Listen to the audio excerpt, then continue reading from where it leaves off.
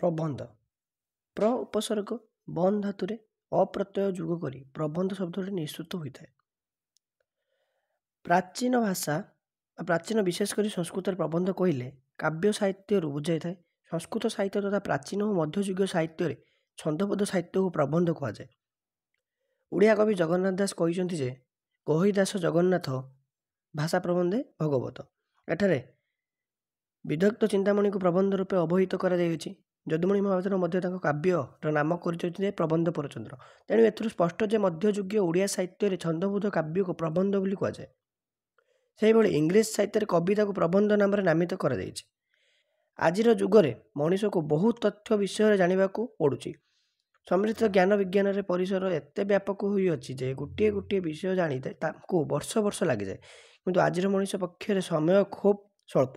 ଏହି ସ୍ୱଳ୍ପ ସମୟ ସଂକ୍ଷିପ୍ତ ପରିସର ମଧ୍ୟରେ ବହୁତ ବିଷୟ ଜଣାଇ ଦେଇଥାଏ ପ୍ରବନ୍ଧ ସାହିତ୍ୟ। କୌଣସି ଏକ ଦୀର୍ଘ ବା ତଥ୍ୟକୁ ପଞ୍ଚା ଅଛି ପ୍ରବନ୍ଧ ବା ପକ୍ଷରେ ସର୍ବୋତ୍ତମ ପନ୍ଥା। ଏ ସମସ୍ତ କଥାକୁ ଦୃଷ୍ଟିରେ ରଖି ଏହାର ସଂଜ୍ଞା ନିମ୍ନରେ ନିର୍ଦ୍ଧାରଣ କରାଯାଇପାରେ। ବ୍ୟକ୍ତି ଯାହା ଚିନ୍ତା କରେ, ଯାହା ଅନୁଭବ କରେ ଏବଂ ଯାହା ଦେଖେ ଶୁଣେ ତାହାକୁ ସହଜ ସରଳ ସ୍ୱକୀୟ ଶୈଳୀ ଓ ଯୁକ୍ତିସଙ୍ଗତ ଭାବରେ ପ୍ରକାଶ କରିବାକୁ ପ୍ରବନ୍ଧ କୁହାଯାଏ। ଏଣୁ ମନନଶୀଳ ଭାବରେ ସମୃଦ୍ଧ ତଥା ସୁସମ୍ବନ୍ଧ ଗଦ୍ୟ ରଚନା ହିଁ ପ୍ରବନ୍ଧର ପଦବାଚ୍ୟ। ପ୍ରବନ୍ଧର ସଂଜ୍ଞା ଜନସନଙ୍କ ମତରେ ମୁକ୍ତ ମନର ଅଭିବ୍ୟକ୍ତି ବା ଅନିବ୍ୟକ୍ତି ଅପରିପକ୍ୱ ଚିନ୍ତାଧାରାର ଉତ୍ସାହ ଯାହାର ଶୃଙ୍ଖଳ ନାହିଁ କି ସଂଗଠନ ନାହିଁ ଏବଂ ଯାହା ଏକ ଅନିୟମିତ ଅବସ୍ଥିତ ରଚନା। ଜେ.ଏସ୍. ଆର୍ମଣ୍ଡଙ୍କ ମତରେ ପ୍ରବନ୍ଧ ଯଥାର୍ଥରେ ଜଣେ ଅନୁଭୂତି ସମ୍ପନ୍ନ ରସାମୁଦି ବ୍ୟକ୍ତିର ଭଜନାତ୍ମଦୀପ୍ତ ମନର ଅନୁଚିତ। ପ୍ରବନ୍ଧର ସ୍ୱରୂପ ପ୍ରବନ୍ଧର ପରିସର ଅତ୍ୟନ୍ତ ବ୍ୟାପକ। ଯେକୌଣସି ବିଷୟରେ ବସ୍ତୁକୁ ନେଇ ପ୍ରବନ୍ଧ ଲେଖାଯାଇପାରେ। ଏଥିରୁ ସର୍ବଦା ପ୍ରାବନ୍ଧିକର ସମ୍ପୂର୍ଣ୍ଣ ସ୍ୱାଧୀନତା ଥାଏ। ଏହା ଦୀର୍ଘପ୍ରସ୍ଥ ସମ୍ବନ୍ଧରେ ନିର୍ଦ୍ଦିଷ୍ଟ ସୀମା ରେଖା ଯାଇ ପାରିବ ନାହିଁ। ତଥାପି ମଧ୍ୟ ଏହା ଏକ କ୍ଷୁଦ୍ର ରଚନା। ସମାଲୋଚକ ଏସ୍.ସି. ବେନସନ୍ ଓ ଡବ୍ଲ୍ୟୁ.ଏଚ୍. ହଡସନଙ୍କ ମତରେ ପ୍ରବନ୍ଧରେ ବ୍ୟକ୍ତିତ୍ୱ ପରୋକ୍ଷ ଭାବରେ ପ୍ରକାଶ ପାଇଥାଏ। ତେଣୁ ପ୍ରବନ୍ଧ ଏକ ଏକାନ୍ତ ବ୍ୟକ୍ତିଗତ ରଚନା। ବିଷୟବସ୍ତୁର ଗୁରୁତ୍ୱ ଥାଉ ବା ନଥାଉ, ପ୍ରାବନ୍ଧିକ ଏହାକୁ ଆକାର କରି ସୁନ୍ଦର ପ୍ରବନ୍ଧଟିଏ ରଚନା କରିଥାଏ, ଯାହାକି ନିର୍ଭର କରେ ତାଙ୍କର ଜୀବନ ପ୍ରତି ଗଭୀର ଦୃଷ୍ଟିକୋଣକୁ ନେଇ। ଅନ୍ୟ ଭାଷାରେ କହିଲେ ପ୍ରାବନ୍ଧିକର ଜୀବନ ପ୍ରତି ଦୃଷ୍ଟିଭଙ୍ଗୀ ଯେତେ ଗଭୀର ତାଙ୍କର ପ୍ରବନ୍ଧ ସେତିକି ଗଭୀର ଓ ପ୍ରଭାବଶାଳୀ ହୋଇଥାଏ। ପ୍ରାବନ୍ଧିକ ବିଷୟରେ ବା ଯେଉଁ ଅଂଶ ବିଶେଷ ଉପରେ ପ୍ରାବନ୍ଧଟି ରଚନା କରିବାକୁ ଇଚ୍ଛା କରନ୍ତି ସେହି ବିଷୟରେ ତାଙ୍କର ସ୍ପଷ୍ଟ ଏବଂ ମୌଳିକ ଜ୍ଞାନ ନିହାତି ଆବଶ୍ୟକ। ଏହା ସହିତ ପ୍ରବନ୍ଧର ଭାଷା ଶୈଳୀ ବିଷୟରେ ସୁସଙ୍ଗତ ହେବା ଉଚିତ। ଏହାଦ୍ୱାରା ପାଠକ ଆକର୍ଷିତ ହେବା ସହିତ ତାର ଚିନ୍ତନ ରାଜ୍ୟରେ ସୃଷ୍ଟି ହୁଏ। ଗଭୀର ଆଲୋଡ଼ନ ଏହି ବନ୍ଧନରୁ ପ୍ରସାରର ଅବତରଣ କରିଥାନ୍ତି। ଏହି ସହିତ ସେ ନିଜସ୍ୱ ଭାଷାର ଶୈଳୀରେ ନିଜର ବକ୍ତବ୍ୟକୁ ବିବିଧ ଉପମା କବି ବା କଳ୍ପନା ବ୍ୟଙ୍ଗ ବିକୃପର ସାହାଯ୍ୟରେ ପ୍ରବନ୍ଧଟିକୁ ପ୍ରସାର ତଥା ଆକର୍ଷଣୀୟ କରିଥାନ୍ତି। ଏକ ସାମଗ୍ରିକ ଭାବରେ ସଂକ୍ଷିପ୍ତରେ ପ୍ରବନ୍ଧର ସ୍ୱରୂପ ଏହିପରି ହୋଇପାରେ ଯଥା ଏହା ଅଧିକ ଦୀର୍ଘ ନ ହୋଇ ସର୍ବଦା ଗବେଷଣାଧର୍ମୀ ହେବା ଉଚିତ। ଦ୍ୱିତୀୟରେ ଯେକୌଣସି ବିଷୟ ରଚନା କଲାବେଳେ ପ୍ରାବନ୍ଧିକ ସ୍ୱକୀୟ ଚିନ୍ତାଧାରାର ପରିପକ୍ୱରେ ଥିବା ଦରକାର। ତୃତୀୟରେ ଏଥିରେ ପ୍ରାବନ୍ଧିକର ବ୍ୟକ୍ତିତ୍ୱ ଓ ନିଜସ୍ୱ ଦୃଷ୍ଟିକୋଣ ପ୍ରକାଶିତ ହୋଇଥିବା ଦରକାର। ଚତୁର୍ଥରେ ଏହାର ଯେକୌଣସି ଅଂଶ ପରସ୍ପରର ସମ୍ପର୍କାନ୍ୱିତ ନୁହେଁ ବରଂ ସ୍ୱୟଂ ସମ୍ପୂର୍ଣ୍ଣ। ବିଭିନ୍ନ ଅଂଶ ଅବଲମ୍ବନରେ ଏହାର ପରିସମାପ୍ତି ଘଟିଥାଏ। ବିବିଧ ଉଦାହରଣ ଓ ଉଦ୍ଧୃତରେ ପ୍ରବନ୍ଧ ବିଶେଷ ଉପଯୋଗୀ ଓ ଉପଦାୟ ହୋଇଥାଏ। ସାର୍ଥକ ପ୍ରବନ୍ଧ ରଚନା କ୍ଷେତ୍ରରେ ସଠିକତାର ସଂକ୍ଷିପ୍ତତା ଅନୁରୂପ ଭାରସାମ୍ୟରେ ସ୍ୱାବଲମ୍ବନ ହିଁ ବିଶେଷ ସହାୟକ ହୋଇଥାଏ। ତାର ଦୂରୀକରଣ ନିମିତ୍ତ ବାଟ ଦେଖାଯାଇଥାଏ। ପାଠକ ମନରେ ସେ ବିତୃଷ୍ଣା ଜାଗ୍ରତ କରନ୍ତି ନାହିଁ ବରଂ ଜଗତରେ ଜୀବନକୁ ଯୋଡ଼ି ଦେଇ ତାକୁ ଅପର ରୂପ କରି ଆଲୋକର କୀର୍ତ୍ତିତ୍ୱ ଦେଖାଇଥାନ୍ତି। ତେଣୁ ପ୍ରବନ୍ଧର ଯଥାର୍ଥରେ ପ୍ରାବନ୍ଧିକ ଭାବକଳ୍ପନା ଆବେଗରେ ଏକ ବୌଦ୍ଧ ବିଳାସ ଭାବନାର କଳାତ୍ମକ ରଚନା। ପ୍ରବନ୍ଧର ପ୍ରକାରଭେଦ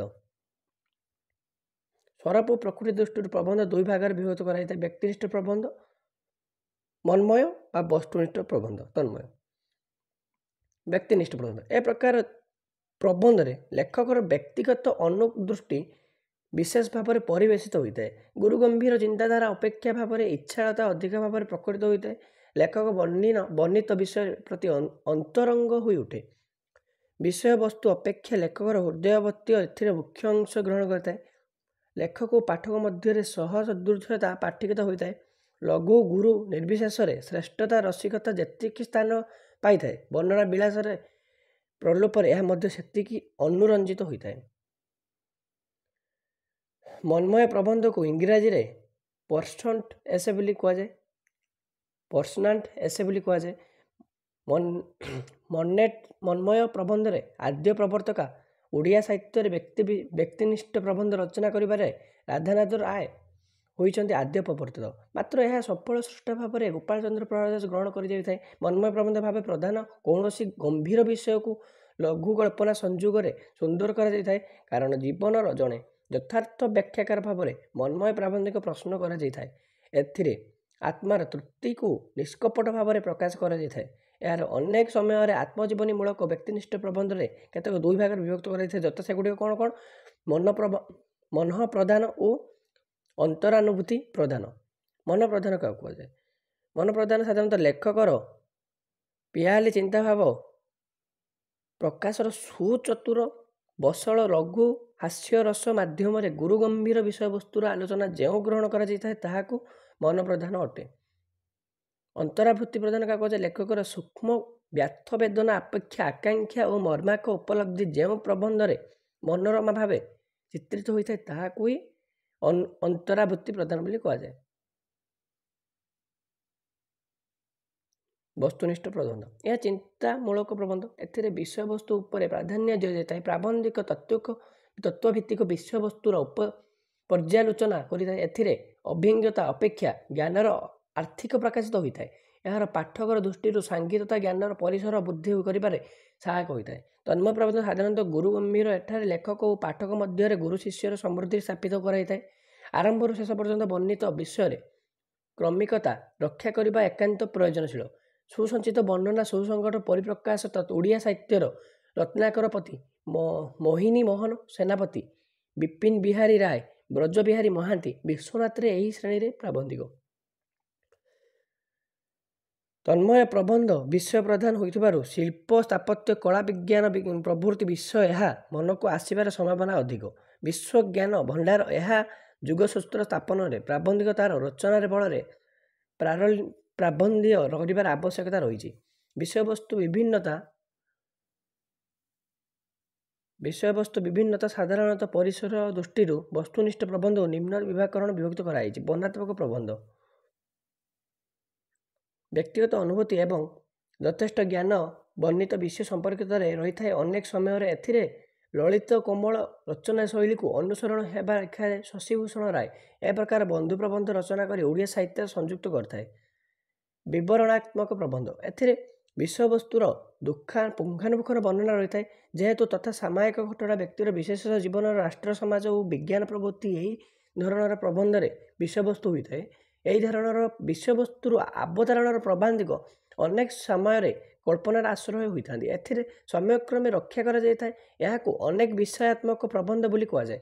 ପ୍ରାଚୀନ, ନବୀନ, ସତ୍ୟ, କାଳ୍ପନିକ, ପୌରାଣିକ, ଐତିହାସିକ ଇତ୍ୟାଦି ଯେ କୌଣସି ବିଷୟକୁ ଭିତ୍ତି କରି ଏ ଧରଣର ପ୍ରବନ୍ଧ ରଚନା କରାଯାଏ। ତତ୍ତ୍ୱବିଚାରମୂଳକ ପ୍ରବନ୍ଧ, ଏହା ଅଧିକ ପରିମାଣରେ ଯୁକ୍ତିନିଷ୍ଠ ତତ୍ତ୍ୱ ଧାରଣ ପ୍ରବନ୍ଧ। ବିଷୟର ବିଷୟବସ୍ତୁ ହୋଇଥିବା ଅନେକ ସମୟରେ ପ୍ରାବନ୍ଧିକ ତୁଳନାତ୍ମକ ଅଧ୍ୟୟନ କରିବାକୁ ହୋଇଥାଏ। ବ୍ୟାପକ ଅନୁସରଣ ସହିତ ମୌଳିକ ଦୃଷ୍ଟିଭଙ୍ଗୀର ଆବଶ୍ୟକତା ରହିଛି ଏ ପ୍ରକାରର ପ୍ରବନ୍ଧ। ବିଷୟ ଏହି ଧରଣର ପ୍ରବନ୍ଧରେ ବିଷୟବସ୍ତୁ ହୋଇଥାଏ। ଓଡ଼ିଆ ସାହିତ୍ୟରେ ଗୋପୀନାଥ ନନ୍ଦ ଶର୍ମାଙ୍କର, ଗୌରୀଶଙ୍କର ରାୟ, ନୀଳକଣ୍ଠ ଦାସ, ଆର୍ତ୍ତବଲ୍ଲଭ ମହାନ୍ତି ପ୍ରମୁଖ ଏ ଧରଣର ପ୍ରବନ୍ଧ ବୋଲି ରଚନା କରିଥାନ୍ତି। ଚିନ୍ତାମଣି ପ୍ରବନ୍ଧ ଚିନ୍ତାତ୍ମକ ପ୍ରବନ୍ଧ, ଏହାର ଅନ୍ୟ ନାମ ବିବେଚନାତ୍ମକ ପ୍ରବନ୍ଧ। ଯେଉଁ ପ୍ରବନ୍ଧରେ ନିଜର ସ୍ୱାଧୀନତା ଚିନ୍ତା ପ୍ରକାଶ ପାଏ ତାହାକୁ ଚିନ୍ତାତ୍ମକ ପ୍ରବନ୍ଧ ବୋଲି କୁହାଯାଏ।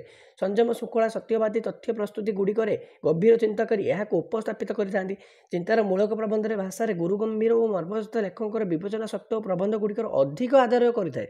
ଏହାକୁ ମଧ୍ୟ ଭାବାତ୍ମକ ପ୍ରବନ୍ଧ ବୋଲି କୁହାଯାଏ। ଏହା ସଫଳତା ପ୍ରାବନ୍ଧିକର ଅନ୍ତର୍ନିହିତ ଶକ୍ତି ଉପରେ ନିର୍ଭର କରେ। ବନ୍ୟସାମ୍ୟର ବେକାରୀ ସମସ୍ୟା, ଧର୍ମତତ୍ତ୍ୱ, ଦର୍ଶତତ୍ତ୍ୱ, ମନସ୍ତତ୍ତ୍ୱ ଇତ୍ୟାଦି ମଧ୍ୟରେ ଏହି ପ୍ରବନ୍ଧର ବିଷୟବସ୍ତୁ ରହିଥାଏ। ନୀଳକଣ୍ଠ ଦାସଙ୍କର ଯୌବନ ପ୍ରଭାବ ପ୍ରତିଷ୍ଠା, ବିଶ୍ୱନାଥଙ୍କର ଅନ୍ତର ପ୍ରେମ, ଶଶିଭୂଷଣ ରାୟଙ୍କର ସୌନ୍ଦର୍ଯ୍ୟ ପ୍ରେମ, ରତ୍ନାକରପତିଙ୍କର ମସ୍ତବ୍ୟ ପ୍ରକାଶ ଇତ୍ୟାଦି ଏହି ପର୍ଯ୍ୟାୟର ଅନ୍ତର୍ଭୁକ୍ତ। ତଥ୍ୟମୂଳକ ପ୍ରବନ୍ଧ, ଏହି ପ୍ରବନ୍ଧରେ ବିଷୟବସ୍ତୁ ମୁଖ୍ୟତଃ ତଥ୍ୟଧର୍ମୀ। ତଥ୍ୟ ଓ ବିଜ୍ଞାନର ସତ୍ୟକୁ ଏ ଧରଣର ପ୍ରବନ୍ଧରେ ପରିବେଷିତ କରାଯାଇଥାଏ। ଏହି ପ୍ରବନ୍ଧରେ ଉତ୍କର୍ଷତା ପ୍ରବନ୍ଧିକ ଜ୍ଞାନର ଗଭୀରତା ଉପରେ ନିର୍ଭର କରେ। ଫଳରେ ପରିବେଶର କରିବାକୁ ପଡ଼ିଥାଏ। ସମ୍ବାଦଧର୍ମୀ ପ୍ରବନ୍ଧ। ବିଜ୍ଞାନର ସମ୍ବାଦଧର୍ମୀ ପ୍ରବନ୍ଧ ସମ୍ବାଦ ତତ୍ତ୍ୱରେ ସମ୍ବନ୍ଧୀୟ ବିପକ୍ଷକୁ ନେଇ ଯେଉଁ ସବୁ ପ୍ରବନ୍ଧ ରଚନା କରାଯାଇଥାଏ ତାହାକୁ ସମ୍ବାଦଧର୍ମୀ ପ୍ରବନ୍ଧ ବୋଲି ଅନ୍ତର୍ଭୁକ୍ତ। ସମ୍ବାଦଧର୍ମୀ ସମସ୍ୟା ଏଥିର ମୁଖ୍ୟ ଅଂଶ ଗ୍ରହଣ କରାଯାଇଥାଏ। ସମ୍ବାଦଧର୍ମୀ ପ୍ରବନ୍ଧଟି କେହି ବର୍ତ୍ତମାନ ରିପୋର୍ଟ ବୋଲି କହିଥାନ୍ତି। ଦୈନିକ ସମ୍ବାଦପତ୍ର ପ୍ରଜାତନ୍ତ୍ର, ଗାଁ ମୁଜଲିସ୍ ଓ ସମାଜରେ ଝିଟିପିଟି ନୁହେଁ, ଏହାର ଅନ୍ତର୍ଭୁକ୍ତ। ଭାବାତ୍ମକ ପ୍ରବନ୍ଧ। ଏ ପ୍ରକାର ପ୍ରବନ୍ଧ ରଚନା ନିମିତ୍ତ ସ୍ୱତନ୍ତ୍ର ଭାବନା ଆବଶ୍ୟକତା ହୁଏ। ଯଦିଓ ଏଥିରୁ ସର୍ବାଧିକ ବା ଏକାଧିକତା ବା ଯୁକ୍ତିରୁ ନିର୍ଦ୍ଦିଷ୍ଟ ରହିଥାଏ, ତଥାପି ଏଥିରେ ସମ୍ବେଦନଶୀଳତା ପାର୍ଥକ୍ୟ ଦେଖାଯାଏ। ଏଗୁଡ଼ିକ ସର୍ଜନଶୀଳ ପ୍ରବନ୍ଧ। ସମ୍ବେଦନା ରଚନା ଶ୍ରେଣୀରେ ଏ ପ୍ରବନ୍ଧ ଗୁଡ଼ିକ କବିତ୍ୱପୂର୍ଣ୍ଣ। ଆଜି ଆମର ସରିଲା ପ୍ରବନ୍ଧର ସଂଜ୍ଞା ଓ ସ୍ୱରୂପର ପ୍ରକାର ଭେଦ।